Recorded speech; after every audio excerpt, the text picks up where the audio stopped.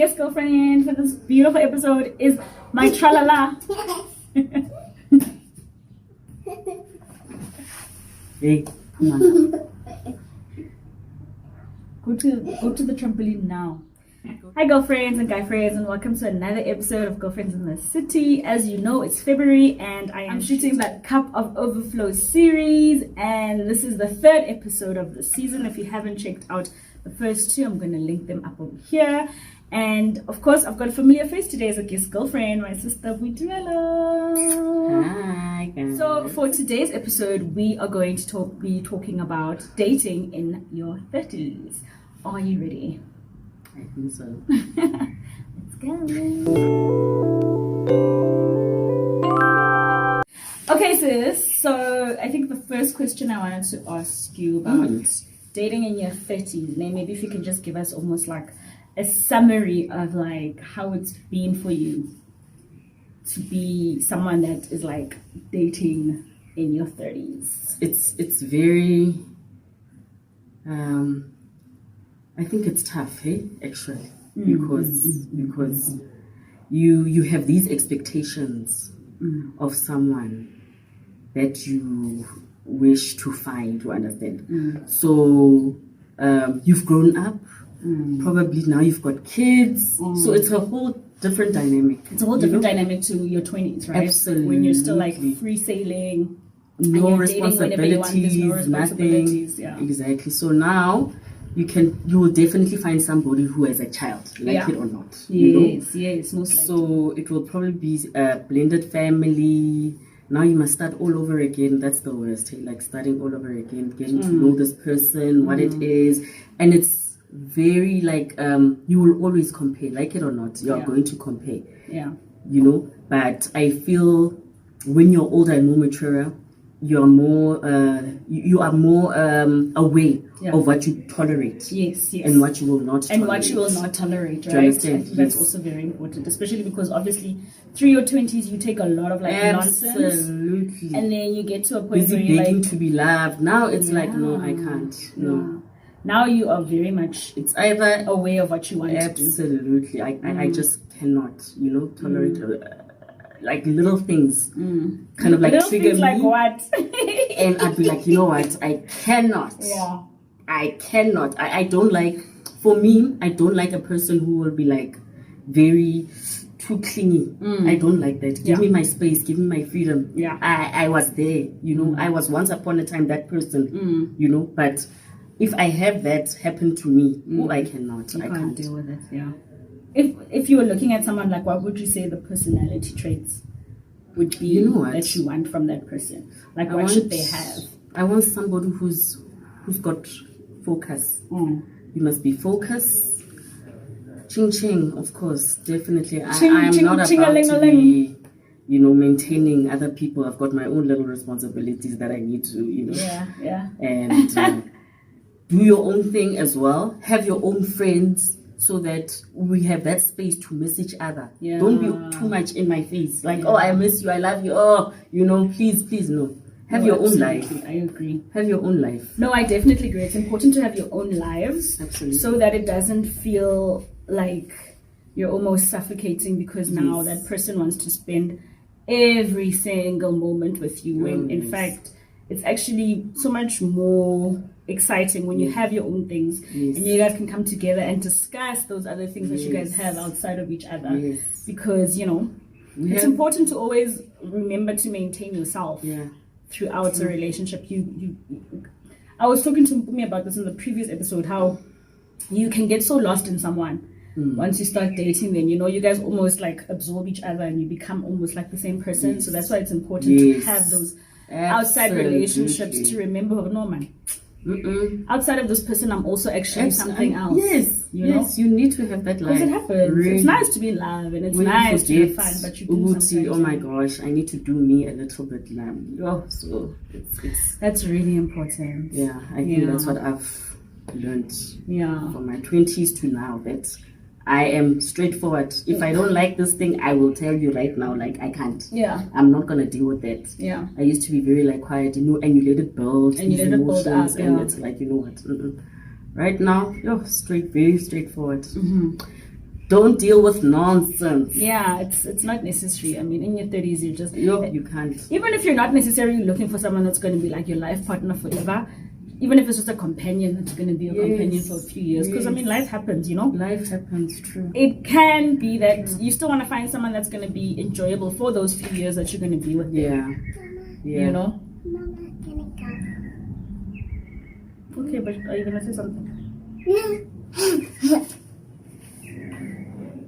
Okay, we've got another guest girlfriend by the name of Buhumi, who happens to be my niece and my sister's daughter. Say hi, Buhumi. Thank you. Do you have anything to say about love? Not yet. Okay, sure. And then, okay, because for me, I'm also very much into like star signs, and I really do believe in like compatibility. Yes. Do you find that you're like attracted to a certain type of guy? Yes. In terms of like a star sign? Not really star sign. I don't follow the whole star sign thing. Okay, what kind of the let's talk about type of guy that you feel like I you're feel that I'm attracted to. Ke rata di bad boy. I don't know why. It's so bad, and they're not good for me. They're so not good for me. Like I feel. What is this bad boy thing? Mutu all so, straight set. Oh bored, I get bored so quickly. I don't know why. Yeah. I must take it out. Okay, but what's a bad boy though? Bad boy. Because bad boys can be different, you know what I mean? Bad boy, ke batla motho o talkative, ne? I don't want to always be the one who's always talking. Be an out there person, like more like an extrovert. Mara, utsebe who calm down. Yeah. Don't be too much as well, So I think. So it's almost like someone that's like very confident. Yes. Right? Please have someone that's got like that confidence in themselves. Yes. Yeah. So not necessarily like a bad boy that's gonna be like no. I would it all see whatever. No. My kind of bad boy, he good boy, but more like he knows how to, swaggy, confidence, that kind of stuff. Yes. Okay, no, I get that. So I'm very much about like. No, it's not like I won't date you because of the star sign situation, but I'm very, very into like compatibility astrologically. Yeah. Because so I've also found myself right now. The people that I found myself to be the most compatible with, our star signs like is it align. Okay. And that helps a lot because I mean, with me, we're both air signs. Yeah. She's Libra, I'm a Gemini. We're air signs. So when it comes to love, we're very like logic first before like heart. Yeah. So you got to make sense to us here first. Absolutely. Before, absolutely, we sort of like allow ourselves to like fall in love with you and stuff like that. So that's and it takes long. It does. It takes long. It takes long literally for us to definitely. It takes long, but when you do, then you really give yourself you definitely give into it. Okay, so let's talk about long-term relationships versus short-term relationships. Yeah. And just like the impact that they would have on you and your dating life, basically. Okay. Yeah, so for me, I'm someone who has always been in short-term relationships. Like I used to get like irritated like now. Yes. And then I'd be like, Yazin, I'm out. So like...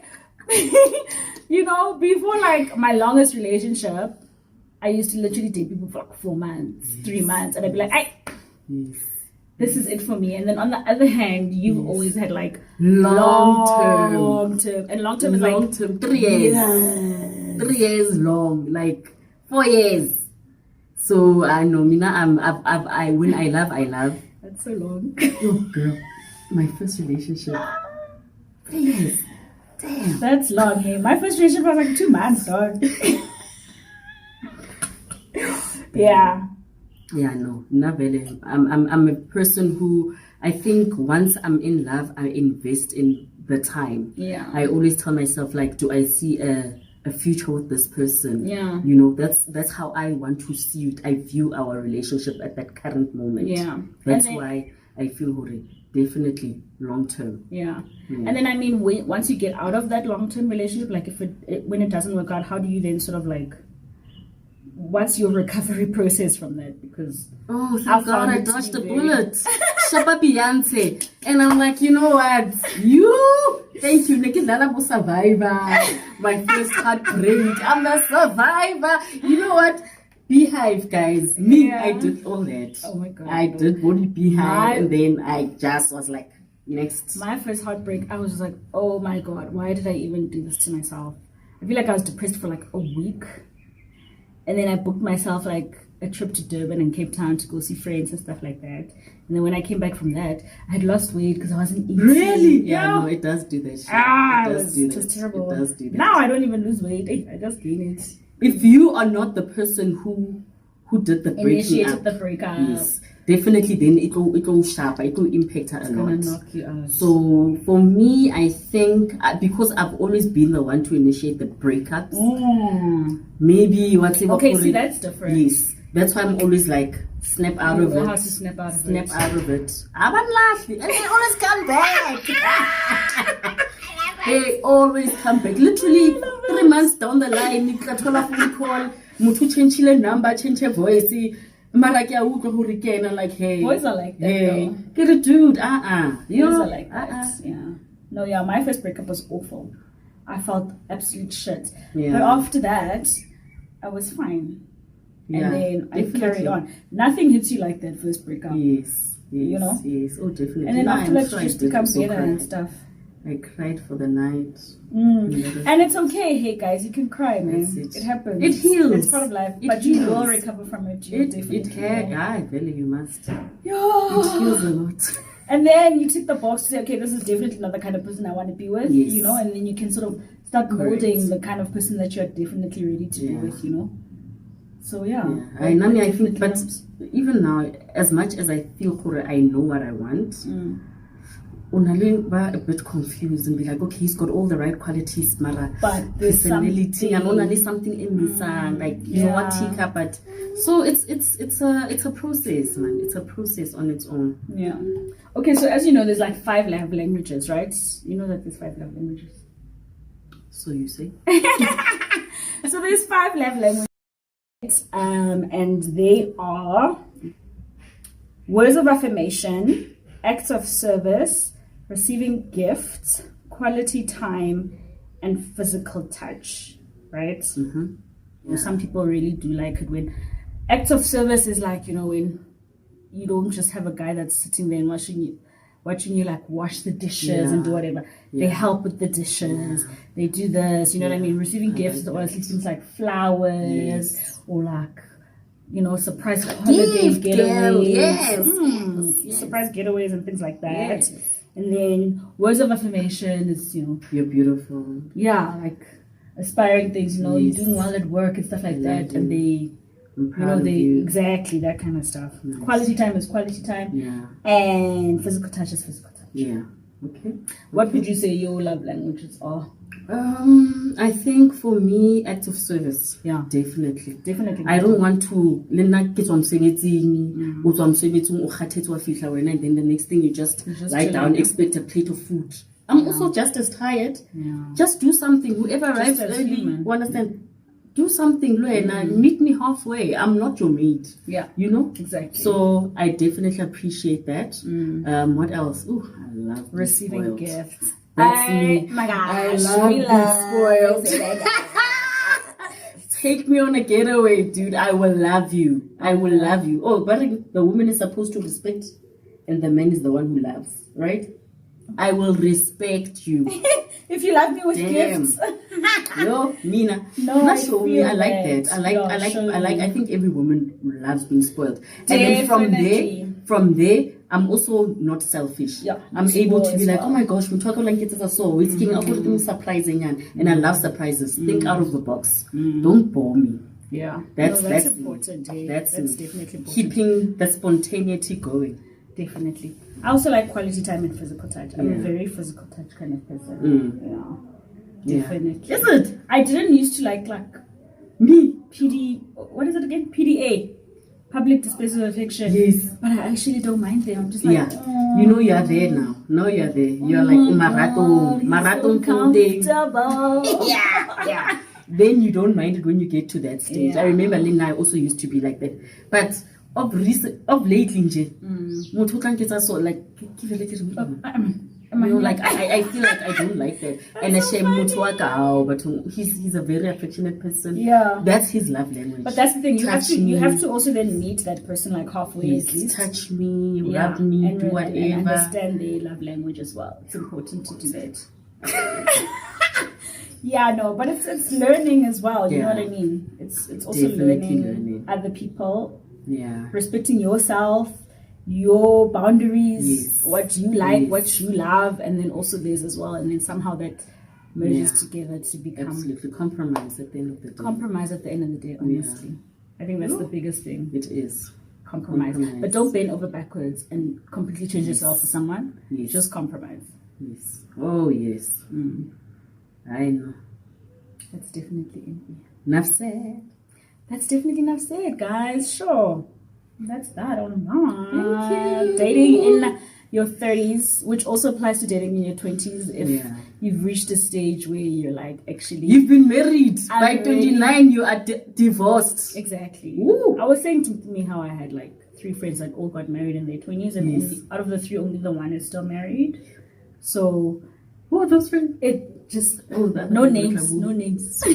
It just so happens that that's just how life sometimes happens. And now in their 30s, I definitely think they are they are in way better relationships than what they were in their 20s. Correct. So allow yourself, give yourself time, to learn, give yourself time to love. You'll feel the pain, but you're going to learn from it and you're going to grow from it at the end of the day. Absolutely. Yeah. Have fun. Enjoy your life. Growth is very important. So envy.